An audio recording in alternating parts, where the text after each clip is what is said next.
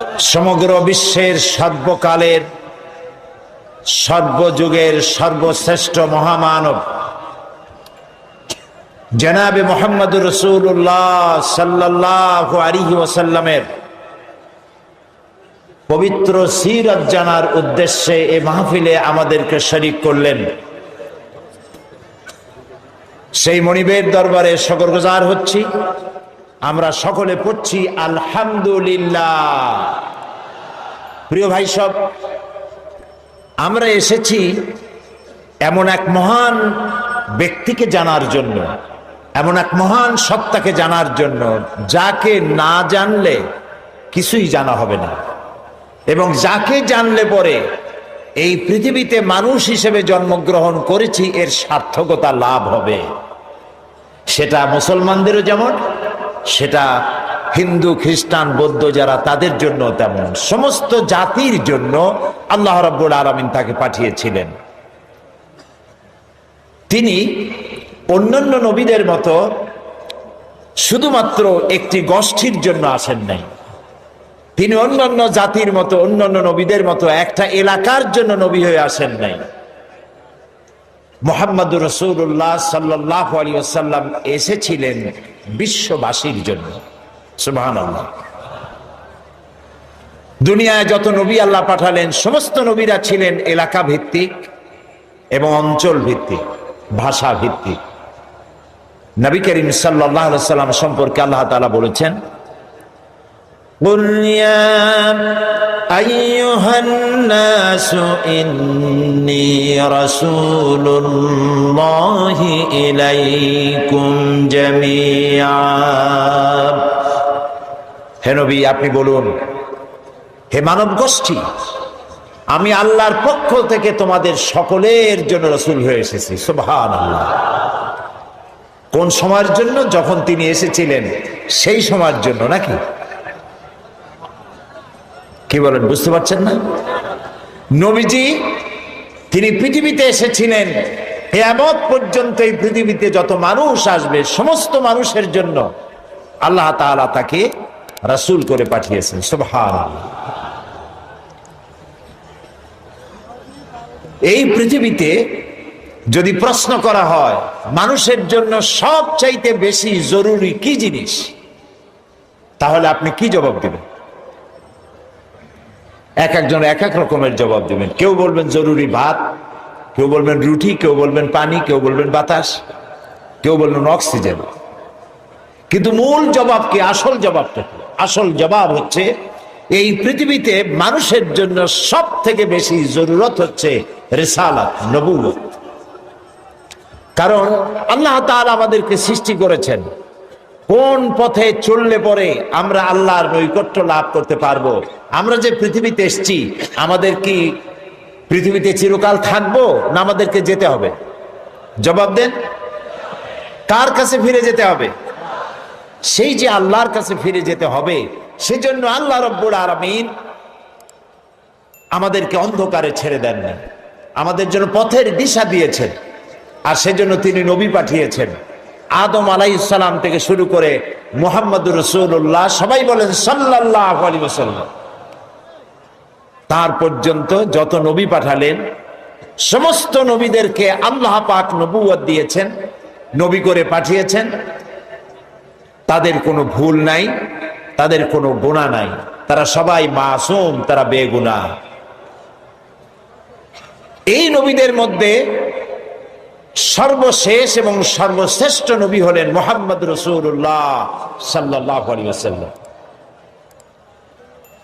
নবী করিম সাল্লাল্লাহু আলাইহি ওয়াসাল্লামকে আল্লাহ তাআলা এমন একটা সময় পাঠালেন যখন গোটা পৃথিবীতে মানুষ ছিল ধ্বংসের দ্বার প্রান্তে। চুরি, ডাকাতি, জেনা, ব্যভিচার, হত্যা, ধর্ষণ, এমন কোন পাপ নাই যা মানুষ করত না। যেই দেশে রাসূল আসলেন সেই দেশে মানুষ, তাদের চিন্তা ছিল যে আমি মানুষকে খুন করব না কেন, লুট করব না কেন, মিথ্যা কথা বলবো না কেন, নারী অপহরণ করব না কেন। এর কোনো যুক্তিসঙ্গত কারণ তাদের জানা ছিল না, সবটাই তারা বৈধ মনে করত। এবং কতটা জাহিল ছিল যে এই গোত্রের লোকেদের উটের পানি খাওয়ার আগে আর এক গোত্রের লোকের উটের পানি খাওয়াইল কেন? এই অপরাধে তারা একে অপরের বিরুদ্ধে গোত্রে গোত্রে লড়াই হয়েছে বছরের পর বছর, যুগের পরে যুগ। এরকমের জেহালাতে পরিপূর্ণ ছিল সমাজ। অর্থাৎ পৃথিবী ছিল এক ধ্বংসের প্রান্তে। এই ধ্বংস থেকে বাঁচানোর জন্য আল্লাহর রহমত ছাড়া আর কোনো উপায় ছিল না। সেরকম একটি সময় আল্লাহ রাব্বুল আলামিন তার রহমত পাঠালেন। আল্লাহ তাআলা কোরআনে কারিমে বলছেন, ওয়ামা আরসালনাকা ইল্লা রাহমাতাল লিল আলামিন। হে নবী, আমি আপনাকে গোটা সৃষ্টি জগতের জন্য আমার রহমত করে পাঠিয়েছি। সুবহানাল্লাহ। প্রিয় ভাই সব, আমি সেই রসুলের কথা আপনাদেরকে শোনাতে এসেছি যিনি আকাশের নিচে জমিনের উপরে সব থেকে শ্রেষ্ঠ মানুষ, জাত থেকে শ্রেষ্ঠ পৃথিবীতে আর কেউ। আমি আপনাদের সামনে এমন এক মহান ব্যক্তিত্বকে জানাতে এসেছি যিনি, যার মর্যাদা শুধু আকাশের নিচে নয়, আল্লাহর আরশের নিচে, জমিনের উপরে, আল্লাহর পরেই যার মর্যাদা। সুবহানাল্লাহ বলবেন না?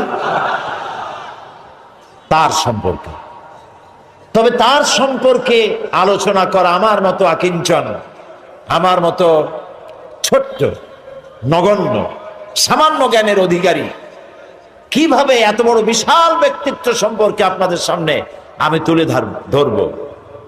ওমা তৌফিকি ইল্লা বিল্লাহ। আমি বলে থাকি, আটলান্টিক মহাসাগর, প্রশান্ত মহাসাগরের পানি যদি কেউ মাপতে যায় চামচ দিয়ে, তাহলে তাকে কি মনে করা হবে?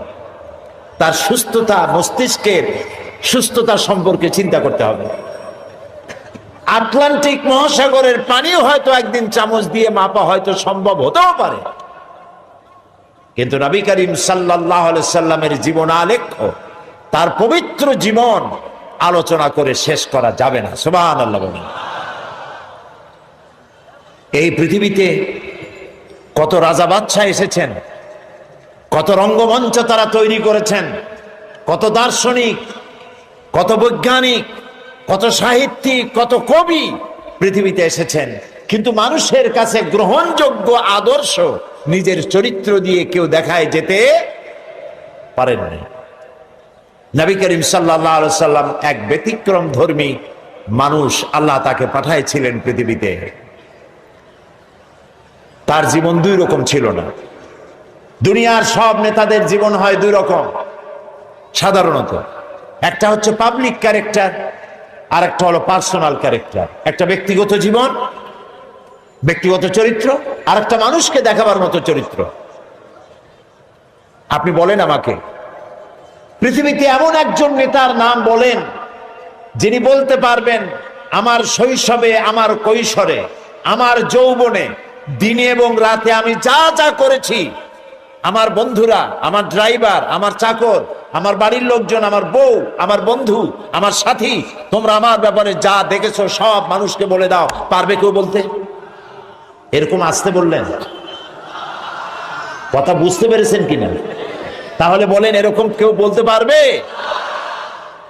এবার যার সিরাত জানার জন্য, পবিত্র জীবন জানার জন্য,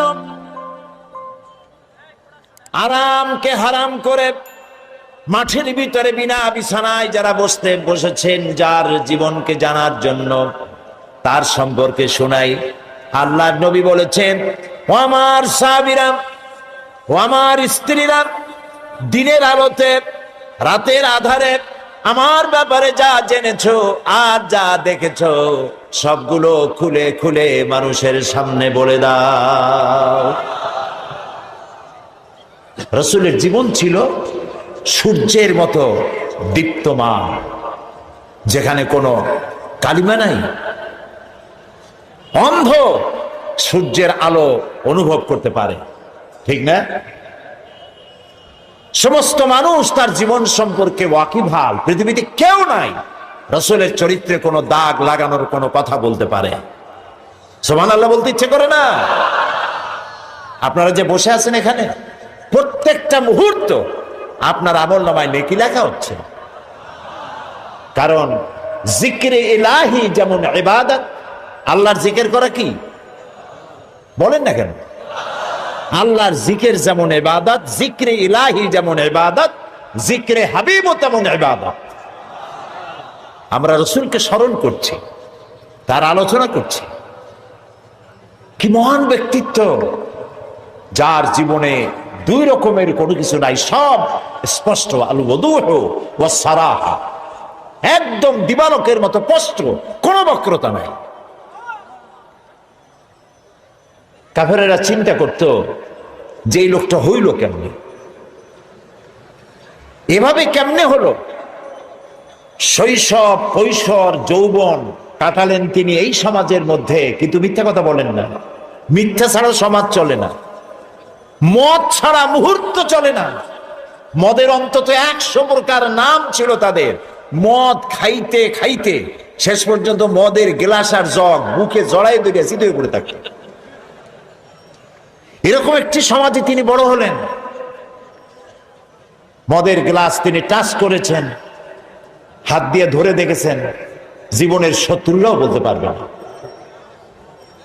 কেমনে হইল। তিনি যখন কোরআন শরীফ পড়তেন, কাফেরেরা মনে করত যে লোকটা কোনোদিন কোনো কবির সাথে বসে নাই, ওঠে নাই, সাহিত্যিকদের সাথে আনাগোনা ছিল না। এই যে মিলায় মিলায় বলে, নিশ্চয়ই কবি হয়ে গেছে, তলে তলে কবি হয়ে গেছে। নবী করিম সাল্লাল্লাহু আলাইহি সাল্লাম সম্পর্কে যখন যে কথা এসেছে, জবাব রাসূলের দেওয়া লাগে নাই, জবাব দিয়েছেন কে? রাসূলকে এক পর্যায়ে মজনুন বলা হয়েছে। মানে কি? পাগল বলা হয়েছে। রাসূলকে পাগল বলা হয়েছে, রাসূল জবাব দেন নাই। কারণ রাসূলকে যদি পাগল বলা হয়, তাতে রাসূলের তো অসুবিধা নাই। এ আঘাত লাগে আল্লাহর, আঘাত লাগে আল্লাহ তাআলার অস্তিত্বের উপরে। আল্লাহ রাব্বুল আলামিন সঙ্গে সঙ্গে জবাব দিয়ে দিলেন। আল্লাহ রাব্বুল আলামিন বলেন, ওয়ামা সাহিবুকুম বিমাজনুন, তোমাদের সাথী পাগল নন। মুহাম্মদ সাল্লাল্লাহু আলাইহি ওয়াসাল্লাম পাগল নন তা বললেন না, বললেন তোমাদের সাথী পাগল না। তোমরাই তো সাথে ছিলা, একসঙ্গে খেলাধুলা করেছো, ওঠা বসা করেছো। তার জীবন যৌবন চোখের সামনে, পাগলামির কি দেখলে তার মধ্যে? নবী করিম সাল্লাল্লাহু আলাইহি ওয়াসাল্লাম কে যখন কবি বলা হলো, আল্লাহ তাআলা প্রতিবাদ করলেন। আল্লাহ তাআলা বললেন, ওয়ামা আল্লামনাহু আশ-শি'রা ওয়ামা ইয়ানবাগী লাহু। আল্লাহ তাআলা বলেন, আমার নবীকে আমি কবিতা শিখাই নাই, আর কবিত্ব আমার নবীর জন্য শোভনীয় নয়। আমার নবীরে আমি কবিতা শিখাই নাই, আর কবিতা আমার নবীর জন্য শোভনীয় নয়। এই যে কি কথা! কবিতা নবীর জন্য শোভনীয় নয়। কারণ হলো, কবিরা অনেক সুন্দর সুন্দর কবিতা লিখতে পারেন, মানুষের মধ্যে উত্তেজনা, টেনশন, রোমান্স পয়দা করতে পারেন, কিন্তু কোনো সিদ্ধান্ত দিতে পারেন না। কবিরা পৃথিবীতে মানুষকে এমন কোন আদর্শ কবিত্বের মাধ্যমে শিক্ষা দিতে পেরেছেন, হোমার থেকে শুরু করে আজ পর্যন্ত এরকম কবি দেখা যায়নি। এবং কবিরা এমন এমন কথা বলেন যা বাস্তবতার সাথে মিল নাই। কবিরা আবেগ উচ্ছ্বসিত হন, কল্পনার ঘোড়ার পৃষ্ঠের উপরে বসে তেপান্তরের মাঠ দিয়ে নিরুদ্দেশ্যের উদ্দেশ্যে দৌড়াতে থাকেন। বাস্তবতার সাথে মিল থাকে না।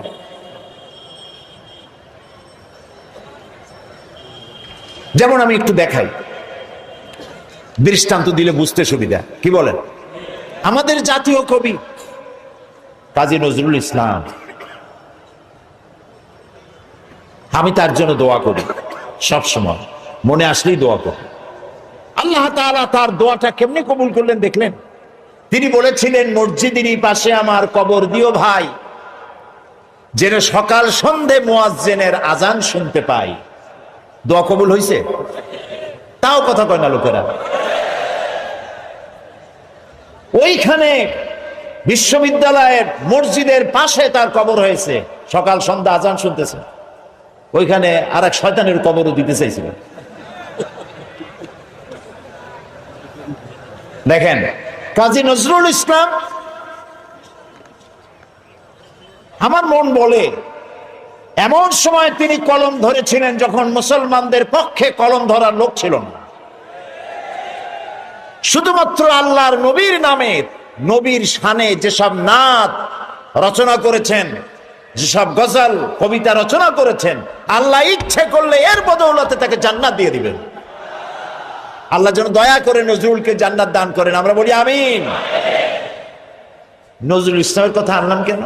ওই যে কবিতা, যারা কবি হন আবেগে উচ্ছ্বাসিত হয়ে এমন সব কথা বলেন যার সাথে বাস্তবতার মিল নেই।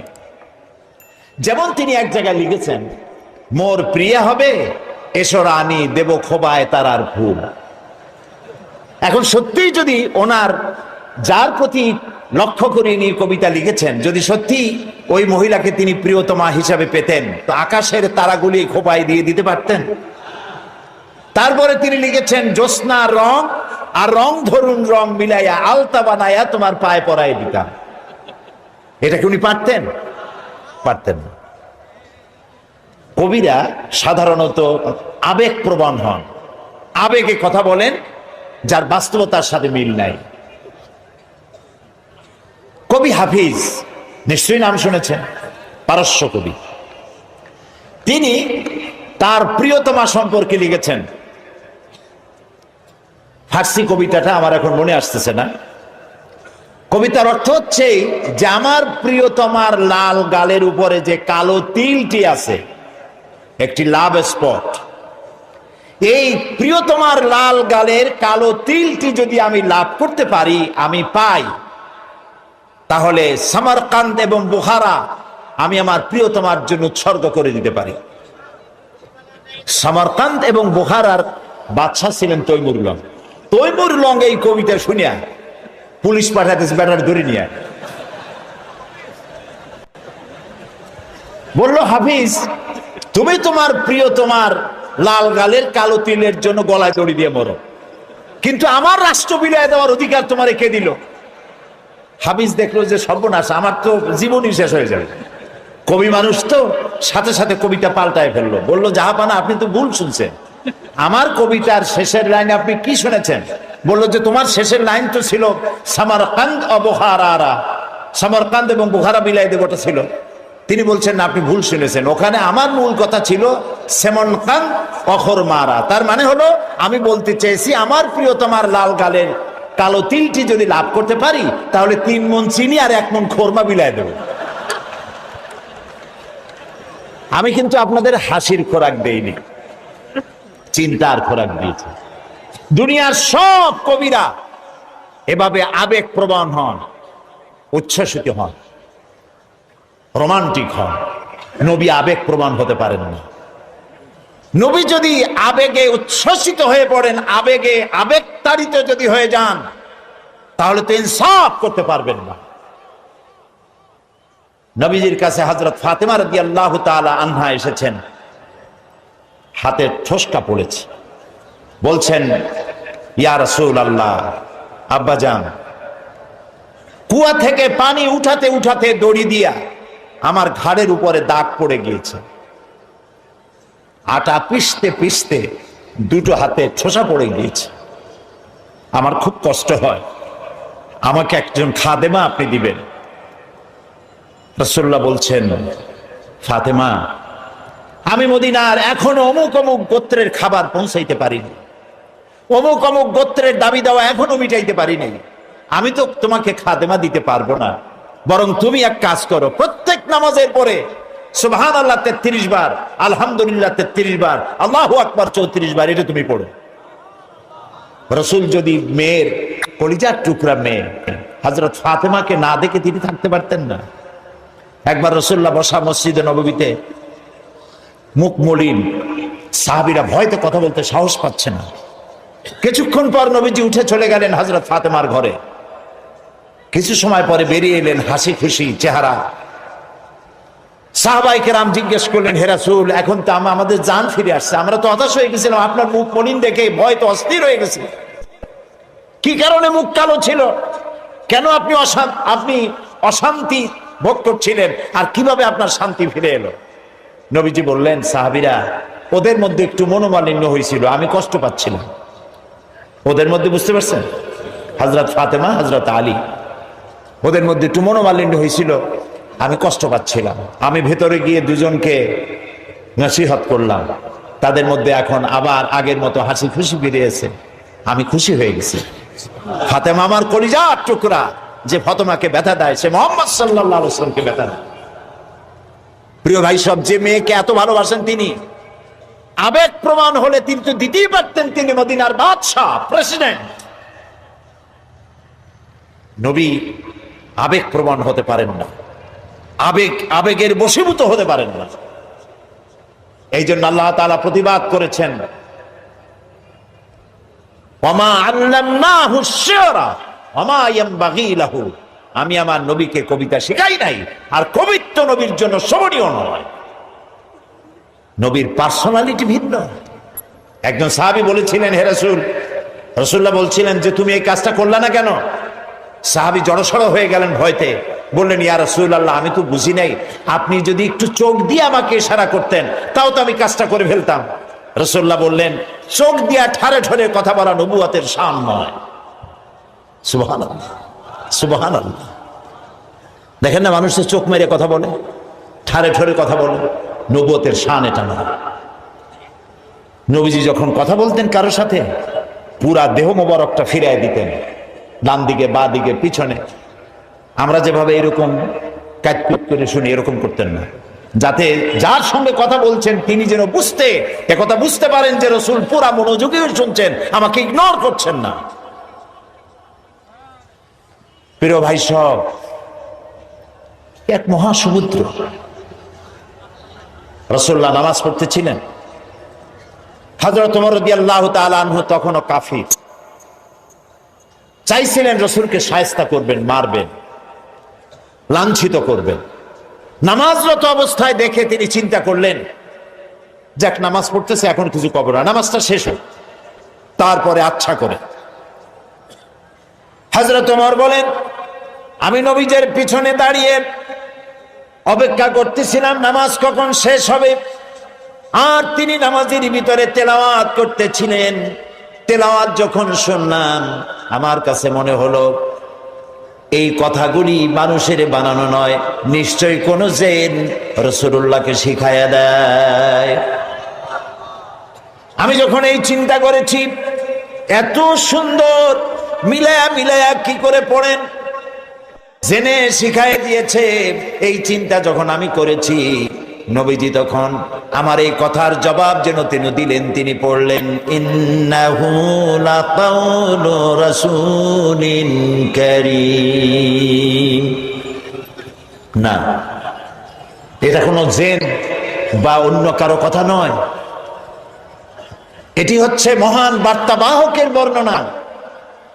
হযরত ওমর বলছেন, জিনের কথা না হলে কবির কথা তো বটেই। এত সুন্দর মিলানো, দেখছেন না কোরআন শরীফে কি মিল, লক্ষ্য করছেন? করেন নেই বোধ হয়, করার জন্য অনুরোধ করি। কোরআন তাড়াতাড়ি পড়বেন, মনে হবে আপনি প্রবন্ধ পড়ছেন। থেমে থেমে পড়বেন, মনে হবে যেন কবিতা পড়তেছেন। প্রত্যেক আয়াতে আয়াতে মিল, সুবহানাল্লাহ। হযরত ওমর বলছেন, ভাবলাম মুহাম্মদ সাল্লাল্লাহু আলাইহি ওয়াসাল্লাম কবি হয়ে গেছে। হযরত ওমর বলেন, যেই না চিন্তা করলাম মনে মনে মুহাম্মদ সাল্লাল্লাহু আলাইহি ওয়াসাল্লাম কবি হয়ে গেছেন, অমনি তিনি আমার এই কথার জবাব যেন তিনি দিলেন। তিনি পড়লেন, ওয়ামা হুয়া বিকাউলি শাইরিন কালিলাম মা তুমিনুন।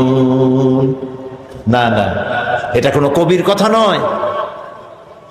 হযরত ওমর বলে, সর্বনাশ, তাহলে তো শুধু কবি না, গণকও।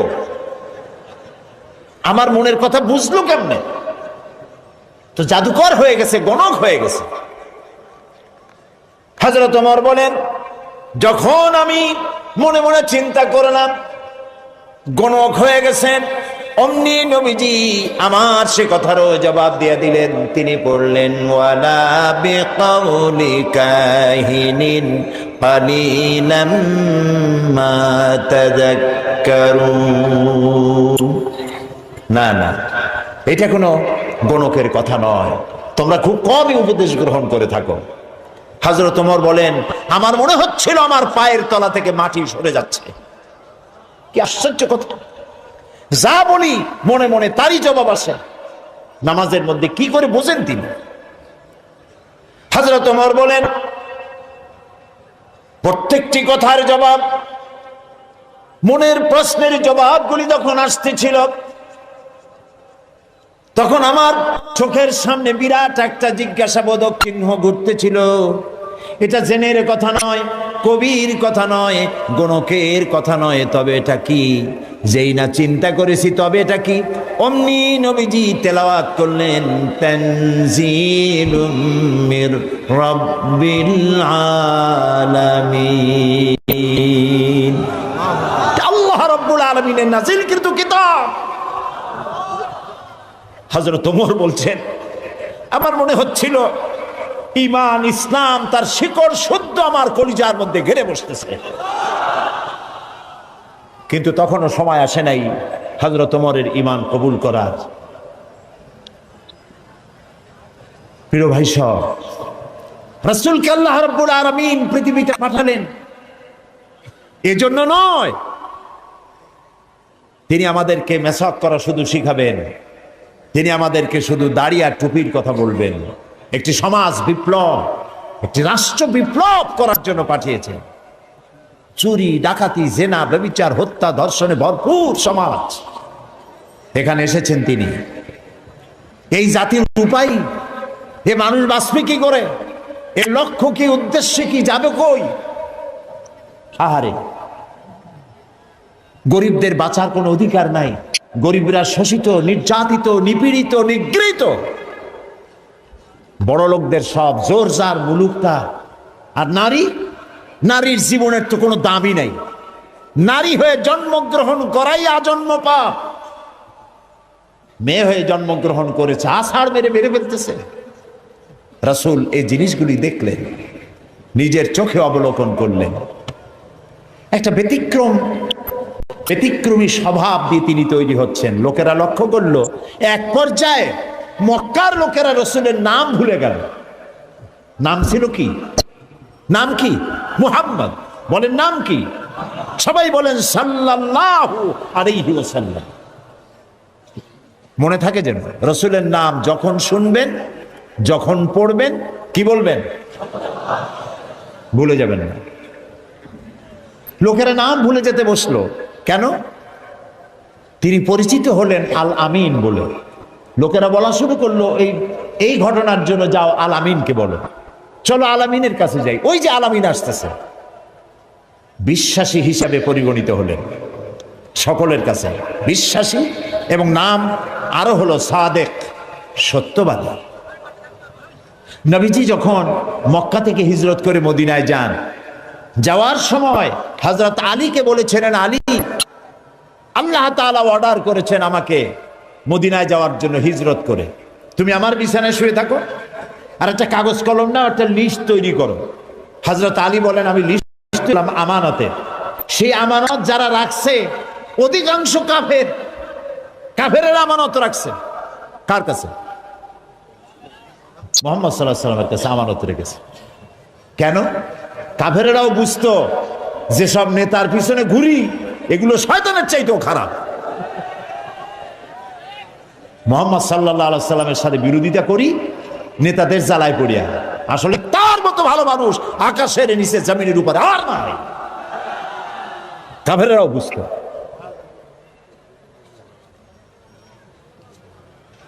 এখনো আমাদের দেশে যত নেতা টেতা আছে, অনুসারীরা বোঝে খাঁটি শয়তান। নামাজ নাই, না দেখেন না, নামাজ নাই, রোজা নাই, আল্লাহ পরকালের চিন্তা নাই, মিথ্যা কথা বলে অনবরত। মানুষে যেমন বমি করে হড় হড় করিয়া মুখ দিয়া মিথ্যা করি বমির মতো বাইর হইতে থাকে। একটা ভালো কথা বলতে জানে না, শুধু অসত্য আর মিথ্যা বলতেই থাকে, আমানতের খেয়ানত করে। তবে এইসব নেতাদের পিছনে ঘুরে কেন? এই চিন্তায় যে এরা যদি এমপি মন্ত্রী হইতে পারে তা একটা চাকরি পাবো, লাইসেন্স পাবো, টিয়ার কাবি খা খাইতে পারবো। জি, নাম রাখছে কাবি খা, তার মানে হলো খাবি খা।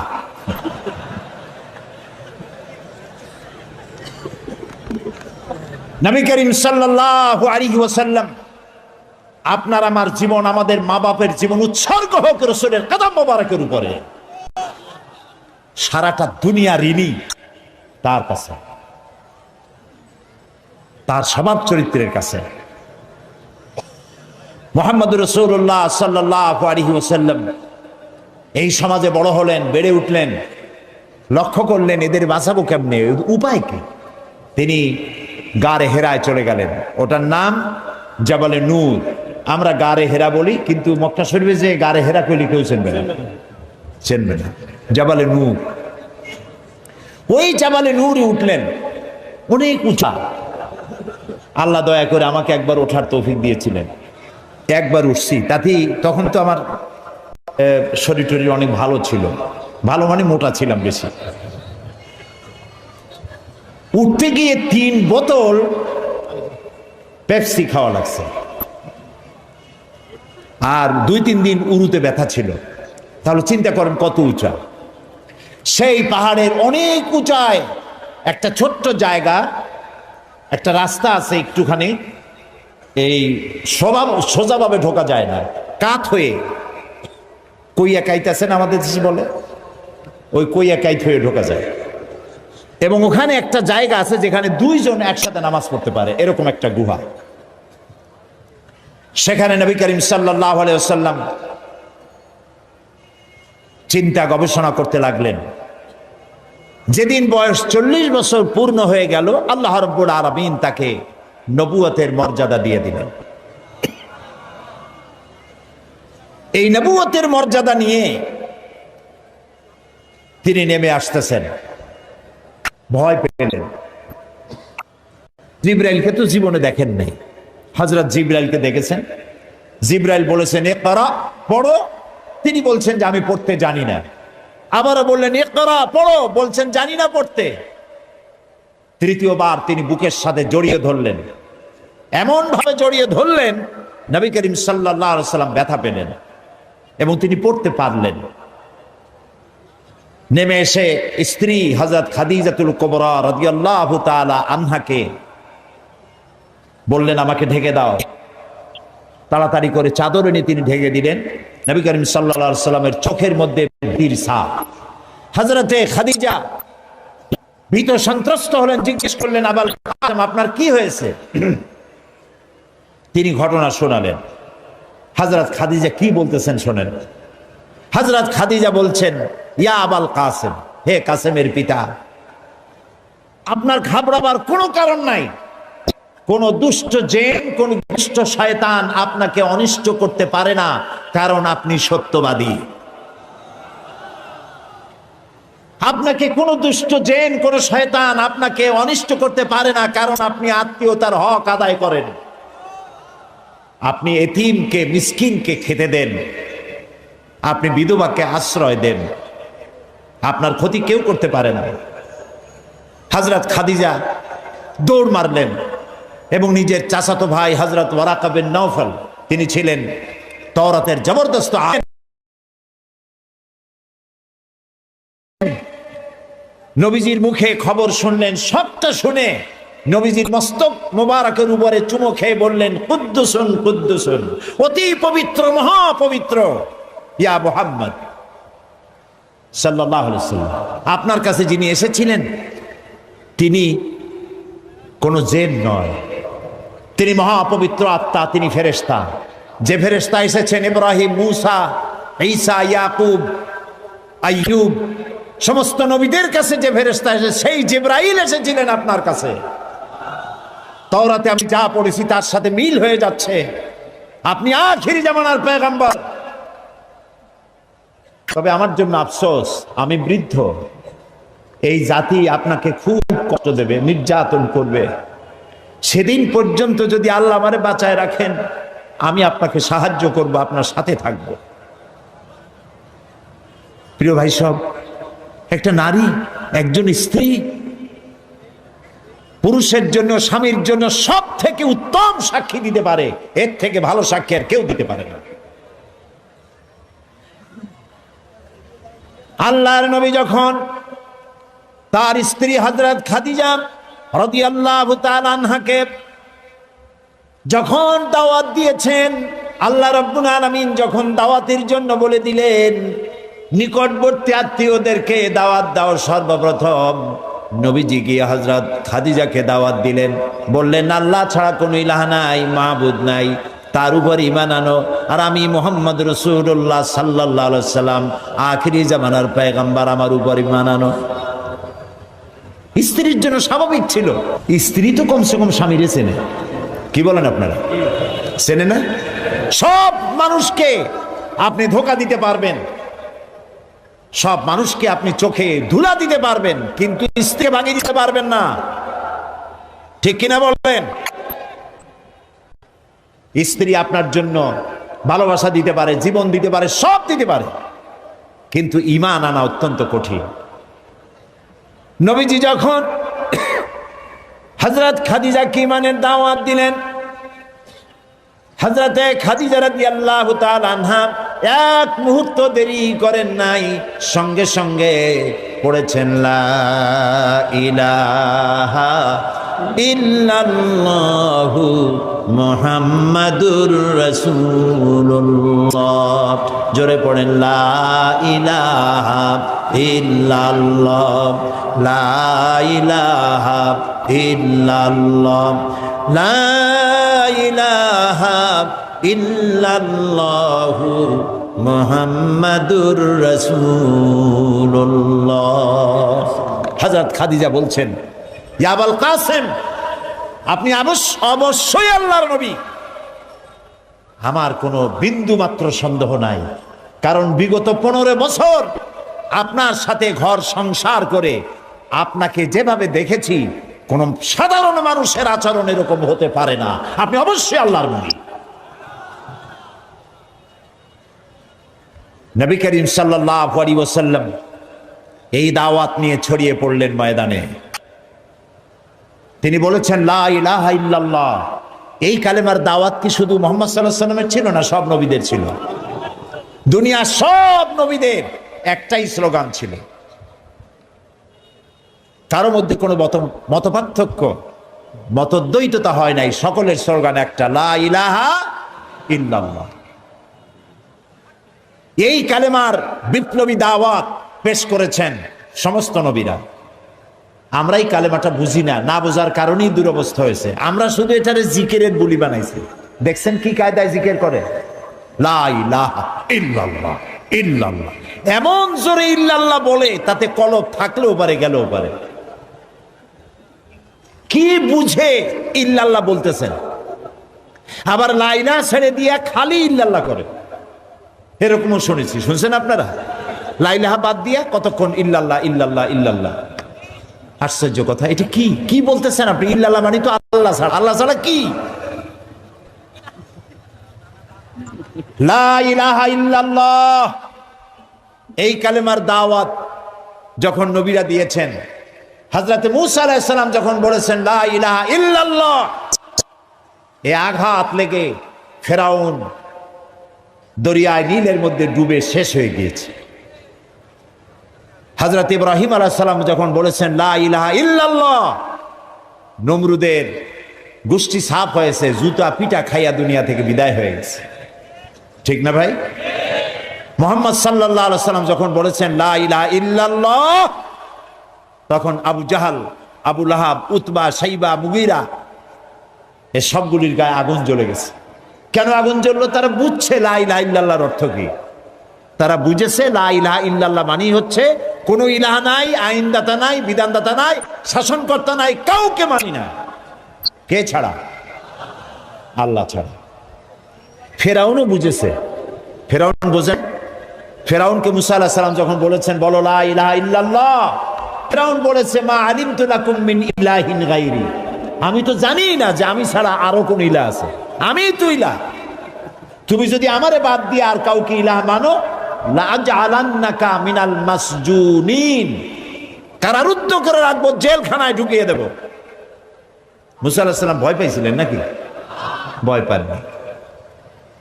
কাফেরেরা বুঝতে পারতো লা ইলাহা ইল্লাল্লাহর অর্থ কি। আবু জাহাল, আবু লাহাব, উতবা, শাইবারা, হযরত আবু তালেব নবী করিম সাল্লাল্লাহু আলাইহি সাল্লামের চাচা আবু তালেবের কাছে গিয়ে বলেছে, আবু তালেব রাসূলকে বলো, মুহাম্মদ সাল্লাল্লাহু আলাইহি সাল্লামকে বলেন তিনি যেন লা ইলাহা ইল্লাল্লাহর দাওয়াত না দেন, এর বিনিময়ে যত টাকা লাগে, যে সুন্দরী মেয়ে পছন্দ করবে সেই মেয়ে তার সাথে বিয়ে দিয়ে দেব, নেতৃত্ব দেব, টাকা দেব, পয়সা দেব, বাড়ি ঘর দেব, তবুও লা ইলাহা ইল্লাল্লাহ দাওয়াত যেন তিনি না দেন। নবীজির কাছে যখন প্রস্তাব গেল, আল্লাহ নবী বললেন, চাচাজি আবু তালিব, প্রস্তাব যেটা এসেছে ওই প্রস্তাবকরা যা দিতে পারবে সেটা তো স্বাভাবিক কথা, যেটা দিতে পারবে না তাও যদি ওরা আমার হাতে দিতে পারে, যেমন আকাশের সূর্যটা ধরে এনে যদি ওরা আমার ডান হাতে তুলে দেয়, আকাশের পূর্ণিমার চাঁদ যদি ধরে এনে আমার বাম হাতে তুলে দেয়, এরও বিনিময়ে আমি আল্লাহ নবী মুহাম্মদুর রাসূলুল্লাহ এক মুহূর্তের জন্য তাওহীদের দাওয়াত বন্ধ করে দেব না। নবীজি পৃথিবীতে আল্লাহর দ্বীনের দাওয়াত দেওয়ার জন্য, দ্বীন প্রতিষ্ঠার জন্য এসেছিলেন। এজন্য আসেন নাই আবু জাহাল, আবু লাহাব বা সাইবারা নেতৃত্ব দিবে আর মুহাম্মদ সাল্লাল্লাহু আলাইহি সাল্লাম তার অধীনে চাকরি করবেন, মসজিদে বসে আল্লাহ আল্লাহ করবেন। মূসা আলাইহিস সালামকে এজন্য পাঠানো হয়নি যে তিনি ফেরাউন রাজত্ব করবে আর তিনি তার অধীনে থেকে আল্লাহ বিল্লাহ করবেন, এজন্য পাঠানো হয়েছে। মূল উদ্দেশ্য কি? আল্লাহ রাব্বুল আলামিন বলেন, হুয়াল্লাযী আরসালা রাসূলাহু বিল হুদা ওয়া দীনিল হক লিইয়ুযহিরাহু আলাদ-দীনি কুল্লিহি ওয়া কাফা বিল্লাহি শাহীদা। আল্লাহ তাআলা তিনি রাসূলকে প্রেরণ করেছেন দ্বীনে হক আর সত্যের বিধান সহকারে, যাতে করে পৃথিবীর সব মতবাদের উপরে ইসলামকে তিনি বিজয়ী করে দিতে পারেন। নবী করিম সাল্লাল্লাহু আলাইহি সাল্লাম মক্কি জীবনে এই কাজটি তিনি চালু করলেন। নবী করিম সাল্লাল্লাহু আলাইহি সাল্লামকে আল্লাহ রাব্বুল আলামিন সব রকমের সম্মান এবং মর্যাদা দিয়ে পৃথিবীতে পাঠালেন দ্বীনকে প্রতিষ্ঠা করার জন্য। 13 বছর সময় লাগলো মক্কায়। কয় বছর লাগলো? 13 বছর। এই 13 বছর দ্বীনের দাওয়াত দিতে থাকলেন মানুষের দুয়ারে দুয়ারে গিয়ে, গোপনে, রাত্রে, দিনে। আল্লাহর মেহেরবানি লোক তৈরি হয়ে গেল। আবু বকর, ওমর, ওসমান, আলী, খাব্বাব, খুবাইব রিদওয়ানুল্লাহ তাআলা আলাইহিম আজমাইন, এই সব লোক তৈরি হয়ে গেল। কেমন লোক তৈরি হলো? যে হযরত ওমর রাসূলকে হত্যা করতে আসছিলেন, সেই ওমরকে আল্লাহ এমন দরজায় পৌঁছায় দিলেন, রাসূল বললেন লা নাবিয়্যা বাদি ওয়ালা রাসূলা, আমার পরে নবীও হবে না, রাসূলও হবে না, কিন্তু আমার পরে যদি কেউ নবী হতো লাকানা ওমর, ওমরে আল্লাহ নবী বানাই দিতেন। সুবহানাল্লাহ বলুন। এইসব লোক তৈরি হয়ে গেল। 13 বছর সময় লাগলো। আল্লাহ রাব্বুল আলামিন হিজরতের অর্ডার দিয়ে দিলেন। নবীজি এবার মক্কা শরীফ থেকে রওনা করেছেন। গভীর রজনীতে হযরত আবু বকরকে সঙ্গে করে নিয়ে রওনা করলেন। জাবালে মিসফালার ভিতর দিয়ে, জাবালে কেদোয়ার উপর দিয়ে যাওয়ার সময় বারবার কাবার দিকে ফিরে তাকায় কাঁদতে লাগলেন আর বলতে লাগলেন, কাবারে বড় আশা ছিল তোর খেদমত করব, কিন্তু তোর নিষ্ঠুর সন্তানেরা তোর কাছে আমারে থাকতে দিল না রে। নবীজি হযরত আবু বকর রাদিয়াল্লাহু তাআলা আনহুকে সঙ্গে নিয়ে জাবালে সুরে চলে গেলেন। হজরে রক্ত হয়ে গেল। হযরত আবু বকর বলেন, আর উপায় নাই, ধরা পড়ে যাব, এই গুহার মধ্যে গিয়ে আমরা আশ্রয় নেই। গুহার ভিতরে গিয়ে আশ্রয় নিলেন। সকালবেলায় কাফির বেঈমানেরা খুঁজতে খুঁজতে ওই পর্যন্ত এসেছে। একজন বলে পায়ের চিহ্ন এখানে শেষ, ভিতরে আছে, আর একজন বলে নাই। একজন বলে আছে, আর একজন বলে নাই। হযরত আবু বকর বলেন, ইয়া রাসূলুল্লাহ, আমরা ধরা পড়ে গেছি, আর উপায় নাই। এটা এত স্বল্প গভীর গুহা, বসতে পরে মাথা দেখা যায়, শুয়ে হাঁটু উঁচু করলে হাঁটু দেখা যায়, আর বাঁচার উপায় নাই। আল্লাহ রাব্বুল আলামিনের হাবিব তখন বললেন, কোরআনে কারীমের মধ্যে সূরা তাওবায় আল্লাহ শোনাই দিয়েছেন, ইদ ইয়াকুলু লিসাহিবিহি লা তাহজান ইন্নাল্লাহা মা'ানা। হে আমার বন্ধু, হে আমার সাথী, ভয় পেও না, আমরা দুইজন নই, আমাদের সাথে আর এক সত্তা আছে। তার নাম কি? সবাই বলেন। আল্লাহ রাব্বুল আলামিন তার হাবিবকে বাঁচালেন না ধরাই দিলেন? বাঁচাইছেন কিনা? দিনের বেলায় ঘুমায় থাকতেন, রাতের বেলায় চলতেন। 13 দিন সময় লাগলো। মক্কা শরীফ থেকে লোকেরা, কাফেরেরা রাসূলকে ধরার জন্য সুরাকাকে পাঠিয়ে দিল। সুরাকা চলল ধরার জন্য, অশ্ব পৃষ্ঠে সওয়ার হয়ে দৌড়াতে দৌড়াতে রাসূলের কাছে চলে গিয়েছে। হযরত আবু বকর বলছেন, ইয়া রাসূলুল্লাহ, আবার ধরা পড়ে গেলাম, এই লোক কেমনে ছাড়ি? আবার পিছনে দৌড়ানো আরম্ভ করেছে। আবার কিছু দূর গিয়ে দুটি পা, ঘোড়ার পা সামনের দিকে টেনে যেতে লাগলো। এবার বলল, আমি ক্ষমা চাই। রাসূল বললেন, মাফ করলাম, ফিরে যা। আবার যখন ঘোড়ার পা উঠে আসলো, সুরাকা তখন চিন্তা করলো, 100 লাল উট কেমনে ছাড়িয়ে যায়। আবার পিছনে আরম্ভ করছে দৌড়। এবার যখন কাছাকাছি এসেছে, সুরাকার ঘোড়ার 4টা পাই মাটির তলায় নামা শুরু হয়ে গেছে। সুরাকা বলছে, আমি মাপ চাই, আমাকে ক্ষমা করে দিন। রাসূলুল্লাহ ফিরে তাকালেন, বললেন, সুরাকা, এখনো তোমার বিশ্বাস হয় না যে আমি আল্লাহর নবী? সুরাকা বলছেন, হ্যাঁ। নবীজি তাকে ক্ষমা করলেন। ঘোড়া শুদ্ধ উপরে উঠে আসলো। সুরাকা চিন্তা করলো, একেবারে খালি হাতে ফিরবো? দেখেন কি কত বড় খারাপ মানুষ। সুরাকা বলছে, মুহাম্মদ সাল্লাল্লাহু আলাইহি ওয়াসাল্লাম, আচ্ছা আমি যেই ধরলাম না, আমি ফিরে যাব এখন, কিন্তু আমি যে আপনাকে ধরলাম না, সেজন্য আপনি আমার কিছু দেবেন না? মানুষ কত খারাপ হতে পারে চিন্তা করে। নবীজি রাগ করলেন না। নবীজি বললেন, হ্যাঁ দেব। কি দেবেন? নবীজি বললেন, তোমাকে আমি পারস্য সম্রাটের মুকুট তোমার মাথায় পরিয়ে দেওয়া হবে। সুরাকা মুখটা মলিন হয়ে গেল। কিভাবে সম্ভব? কইল কি? এটা কি সম্ভব কথা? যিনি রাতের আধারে একজন লোক নিয়ে কোন রকম করে আত্মগোপন করে চলে যাচ্ছেন, নিজের জন্মভূমি ছেড়ে পারস্য সম্রাটের মাথার মুকুট এনে আমারে দেবে, এটা একটা কথা হইল? কিছু দেবেন না তাই কর। মন খারাপ করে সে চলে গেল। নবী করিম সাল্লাল্লাহু আলাইহি ওয়াসাল্লামের ইন্তেকালের পর হযরত আবু বকর ক্ষমতা এলেন, তারপরে হযরত ওমর ক্ষমতা এলেন। হযরত ওমরের জামানায় পারস্য বিজয় হলো, আর গনিমতের মালের সাথে পারস্য সম্রাটের মুকুটও এসে সামনে হাজির হয়ে গেল। হযরত ওমর লক্ষ্য করে দেখলেন গনিমতের মালের মধ্যে হীরা মণিমুক্তা খচিত চকচক করছে, পারস্য সম্রাটের মাথার মুকুট। হযরত ওমর বললেন, কেউ চলে যাও তো, সুরাকাকে ডেকে নিয়ে আসো। সুরাকা তখন বুড়ো হয়ে গেছে, দাড়ি চুল পেকে বৃদ্ধ হয়ে গেছে। সুরাকাকে কাছে ডেকে হযরত ওমর নিজ হাতে পারস্য সম্রাটের মুকুটটা সুরাকার মাথায় পরিয়ে দিলেন। বললেন, সুরাকা, আল্লাহর নবীর ওয়াদা কখনো মিথ্যা হয় না। নবীজি মক্কা থেকে মদিনায় পৌঁছে গেলেন। প্রতিমধ্যে খুব ক্ষুধার্ত হয়েছিলেন। প্রতিমধ্যে কখনো খেতে পারতেন, কখনো খেতে পারতেন না।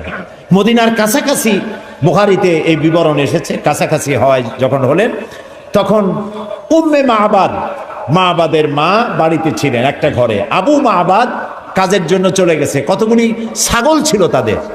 এই মরুভূমিতে কোনো খাবার নাই, ঘাস নাই, ছাগল সব, বাচ্চা নাই, দুধ নাই, সব শুকায় গেছে। নবী করিম সাল্লাল্লাহু আলাইহি ওয়াসাল্লাম ক্ষুধার্ত, হযরত আবু বকর ক্ষুধার্ত, বাড়ির মধ্যে গিয়ে ঢুকছেন। উম্মে মাবাদকে জিজ্ঞেস করলেন, মহিলাকে জিজ্ঞেস করলেন, তোমার ঘরে কি কোনো খাবার আছে? তিনি বললেন, পথিক, আমার ঘরে কোনো খাবার নাই। আচ্ছা, দুধ আছে? তিনি বললেন, না, দুধ পাবো কোথায়? কই যে ওই যে একটা ছাগল দেখা যায়, একটা বকরি দেখা যায়। তো বললো যে, আপনি দেখতে পাচ্ছেন না এই বকরি কত কৃষ, একেবারে শুকায় গেছে, ওর তো বাচ্চা নাই, ও দুধ দেবে কেমনে? রাসূলুল্লাহ বললেন, তুমি বকরিটা আমার কাছে নিয়ে আসো। মহিলা বকরিটা কাছে নিয়ে এলেন। রাসূলুল্লাহ বকরির ওলানে, ওলান বলে না, ওলানে হাত দিলেন। উম্মে মাবাদ বললেন, আমি তাকিয়ে থাকলাম, বকরি তার দুটি ঠ্যাং ফাঁক করে দিল পেছনে, আর ওলান বড় হয়ে মাটিতে ঠেকে গেল। রাসূলুল্লাহ বললেন, একটা পাত্র নিয়ে আসো। একটি পাত্র আনা হলো, বড় এক পাত্র দুধে ভরে গেল। রাসূলুল্লাহ পাত্র থেকে ঢেলে দিলেন, তুমি খাও। নিজে খায়েন, হযরত আবু বকরকে খাওয়ালেন। পাত্র পরিপূর্ণ থাকলো। বলল, তোমার স্বামী এলে তাকে দিও। রাসূলুল্লাহ চলে গেলেন। আবু মাবাদ বাড়ি ফিরেছেন, মুখ শুকনা। হঠাৎ করে দুধের দিকে চোখ পড়লো। বলল, তুমি দুধ পাইলা কই? আবু মাবাদ বলছে, পুরুষ বলছে যে, আমি তো সারাদিন কষ্ট করেছি, কিছু খাই নাই, তুমি দুধ পেলে কোথায়? উম্মে মাবাদ বললেন, আমাদের বাড়িতে দুইজন মেহমান আসছিলেন এবং যা ঘটনা ঘটলো পুরা ঘটনা তিনি শোনালেন। আবু মাবাদ জিজ্ঞেস করেন, আচ্ছা বলো তো লোকটি কেমন, দেখতে কেমন? উম্মে মাবাদ বলছে, আবু মাবাদ, আমি সেই পুরুষটির কথা কি বলবো, আমার জীবনে এত সুন্দর সুপুরুষ আমি জীবনে দেখি নাই। তার চক্ষু আনত, তিনি উপরের দিকে তাকায় কথা বলেন না, প্রয়োজনের বেশি একটি কথাও বলেন না। তার চলা, তার বসা, তার কথা, মুখের বাণী মণিমুক্তার মতো আমি সারা জীবনে এমন মানুষ দেখি নাই। আবু মাবাদ বৃদ্ধ মানুষ সব শুনে বলল, খুব সম্ভব তাওরাতে যে শেষ নবীর কথা শুনেছি নিঃসন্দেহে তিনিই হবেন, আমার ভাগ্য খুলে গিয়েছে। প্রিয় ভাই সব, রাসূলকে আল্লাহ রাব্বুল আলামিন এমন সৌন্দর্য দিয়েছিলেন, পৃথিবীতে এত সুন্দর সুপুরুষ পৃথিবীতে আর আছে নাই। এই দুনিয়ার কোন শিল্পী তার তুলি দিয়ে রং দিয়ে এত সুন্দর ছবি আঁকাইতে পারবে না পৃথিবীর কোন মানুষ। কারণ এই ছবি এঁকেছিলেন যিনি, তিনি শিল্পীর শিল্পী। তিনি কে?